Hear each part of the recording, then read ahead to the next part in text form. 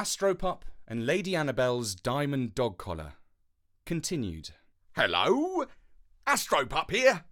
In the previous episode of my story, I told you how the parrot started to help Sherlock Holmes in the case of Lady Annabelle's diamond-studded dog collar. Holmes had just concluded that it was the butler who had stolen it, along with her dog, Anubis.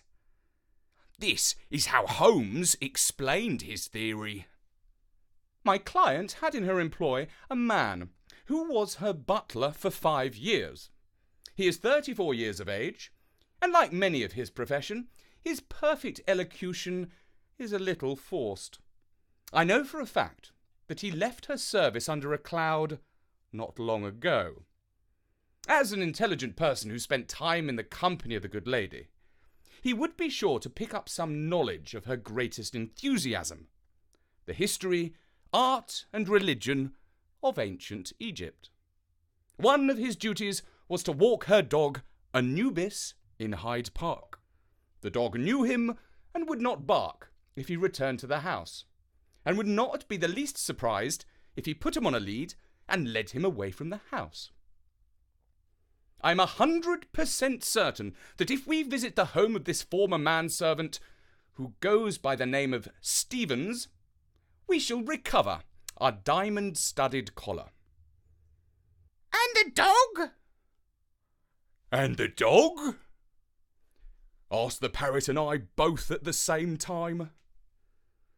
According to the note, the dog had been dispatched to the next world. No doubt, as an act of malice against the butler's former employer. Well, said Watson, let's go and pay a visit to this Stevens. Holmes directed our cab driver to cross the River Thames and head for Old Kent Road. On the way, I imagined what this dog-murdering former butler would look like.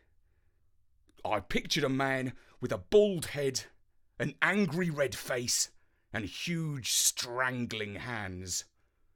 No doubt he was a cat lover.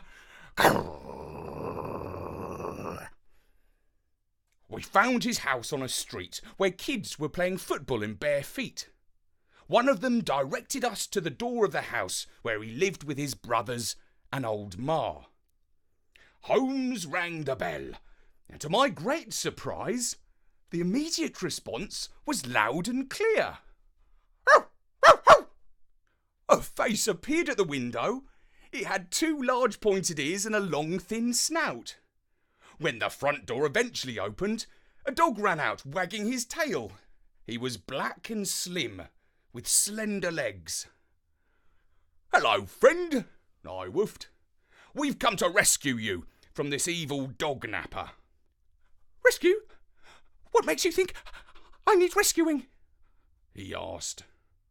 Aren't you Anubis the dog, with the diamond collar who was stolen and presumed dead? I asked. I am Anubis, said he. But my master is a good fellow, who takes me for plenty of walkies, and shares his nosh with me. Fair's fair. Well, said I, there's been some mistake. Meanwhile, Dr. Watson was talking to Stephen's old mother. My good lady, hand over the diamond dog collar, and we won't say another word. There ain't no dog collar here, she was saying. I should know. The house ain't big. There's nowhere to hide such a thing. This argument went on for some time. Holmes sighed and said to the parrot, Of course she would say that, wouldn't she? If I had spoken first, I would have taken a more subtle approach. But she's speaking the truth, said the parrot. The collar isn't here. Stevens didn't steal it. He left it behind on the mantelpiece of his former employer's house. He just wanted the dog. The parrot knew this because I had just told him. Anubis had given me the full story. The butler had always looked after him. The lady of the house kept Anubis because he bore a striking resemblance to the ancient Egyptian dog god.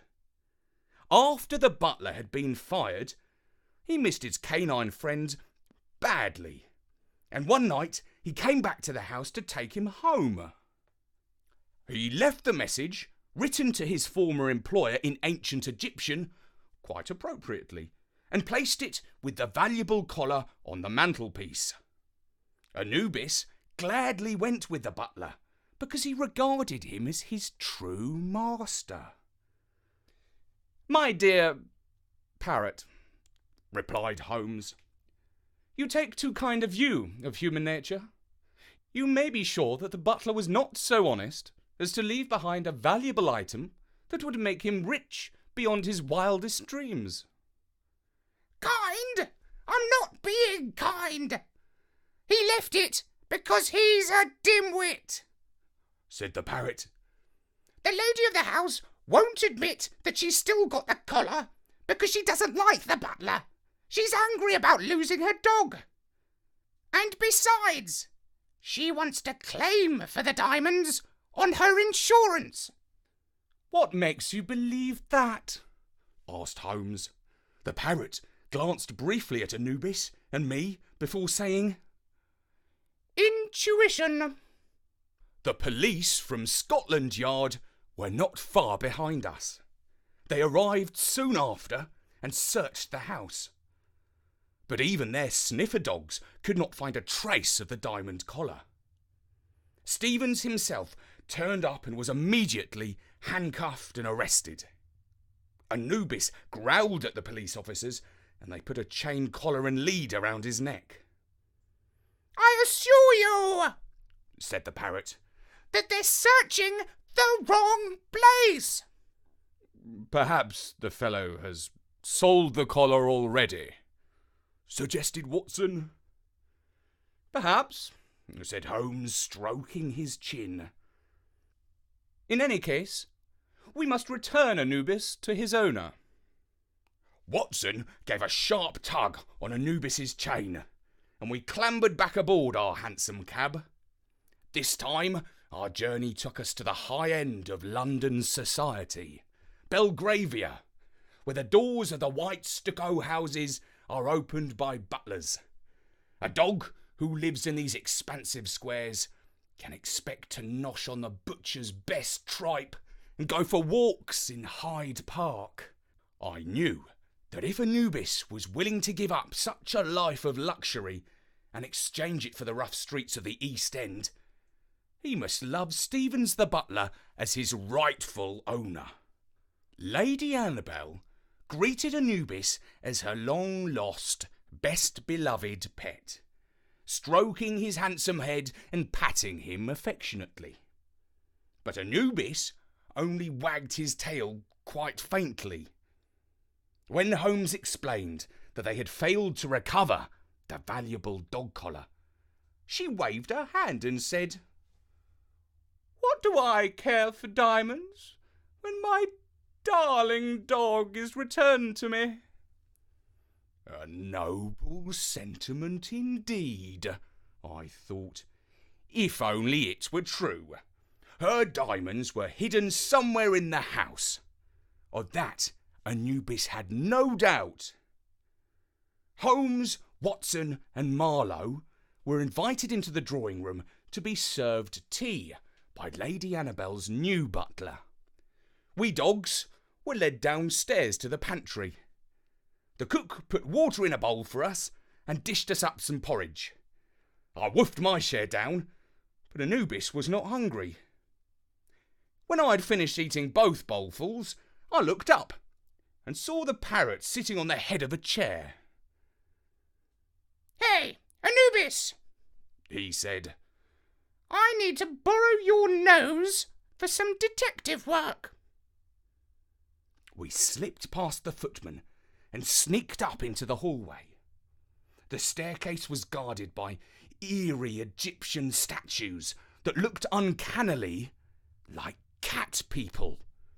I shuddered as we climbed up to the first floor and slipped into the bedrooms that were strictly off bounds to animals. although there were plenty of statues of cats, dogs and birds. A maid came out into the landing, but fortunately she was carrying a pile of laundry that blocked her view. Lady Annabel had not taken too much trouble to hide the diamonds. Anubis knew his own collar's smell well, and soon he sniffed it out.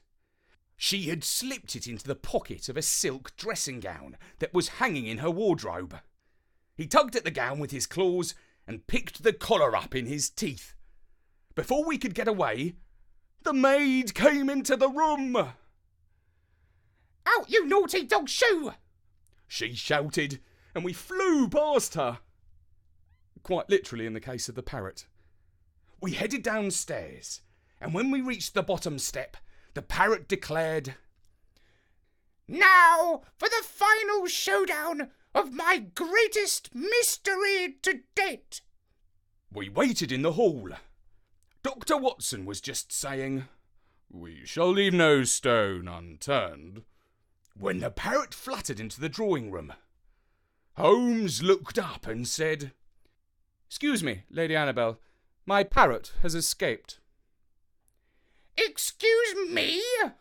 exclaimed the parrot. "Mr. Holmes is wrong on several counts. I am not his, and I have not escaped." "Good gracious!"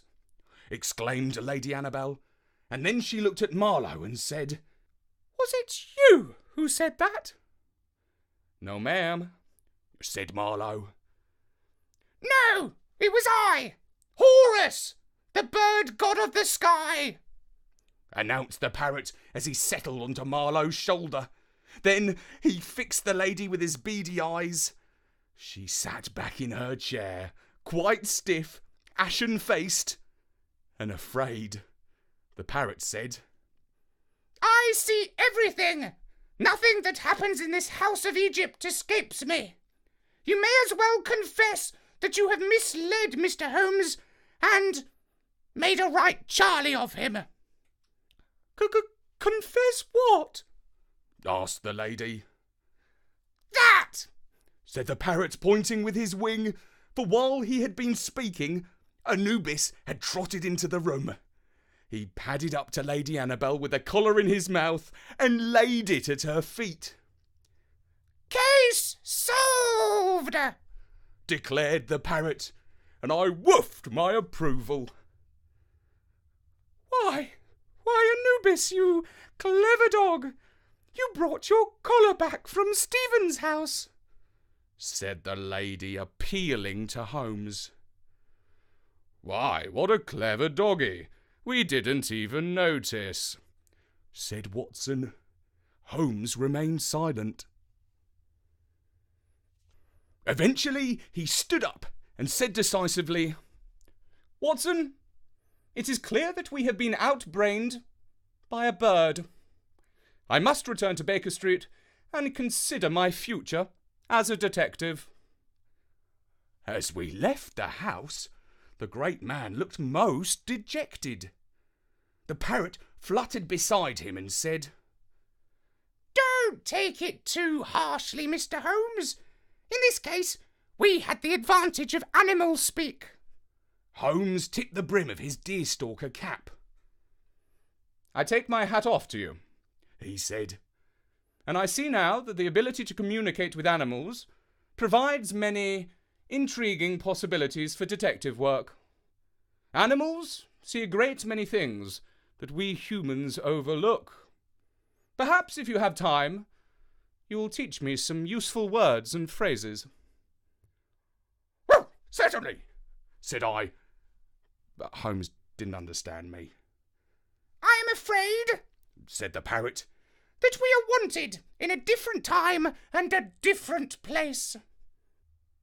"Mr. Holmes, it has been fascinating," said Marlowe.